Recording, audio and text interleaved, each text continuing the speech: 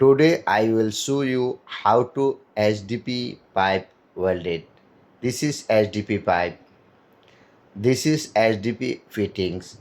Drawing অনুযায়ী নির্দিষ্ট measurement করে এভাবে পাইপটি কেটে নিতে হবে এবং সারফেস ক্লিনিং করার জন্য দুটি ফেস সারফেস ক্লিনিং মেশিনের মাধ্যমে এভাবে পরিষ্কার করে নিতে হবে যাতে করে ওয়েল্ডিং করার সময় ওয়েল্ডিং জয়েন্টটি সুন্দর হয়।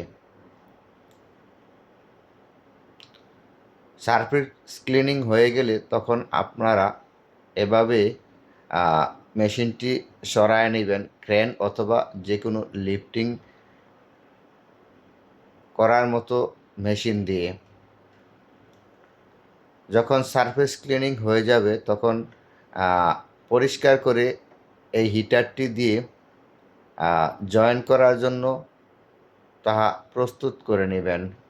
এই হিটারটি বর্তমানে 220 ডিগ্রি সেলসিয়াস তাপমাত্রায় গরম করা হয়েছে।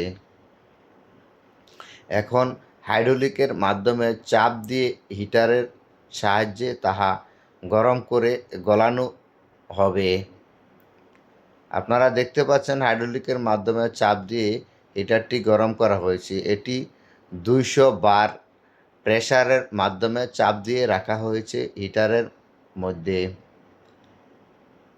আপনারা দেখতে পাচ্ছেন যে হিটারটি গরম হয়েছে এবং পাইপটি ধীরে ধীরে গলতেছে। এই যে এভাবে পাইপটি গলতেছে। দুটি ফেস একত্রিতভাবে গলতেছে। আপনারা অবশ্যই লক্ষ্য রাখবেন যে চতুর্দিকে সমপরিমাণ গলতেছে কিনা, ওয়েল্ডিং এর জন্য প্রস্তুত হচ্ছে কিনা। এটি অলরেডি ওয়েল্ডিংয়ের জন্য প্রস্তুত হয়ে গেছে। এখন হিটারটি রিমুভ করা হচ্ছে। হিটারটি রিমুভ করে দেখতে পাচ্ছেন আপনারা হাইড্রোলিকের মাধ্যমে প্রেসার দিয়ে পাইপটি জয়েন করা হচ্ছে।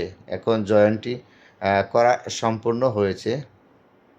দেখুন আপনারা চুরির মতো ওয়েল্ডিং করার পরে চুরির মতো সুন্দর একটি লেয়ার তৈরি হয়েছে, যেখানে দুইটি সাইডে তৈরি হয়েছে।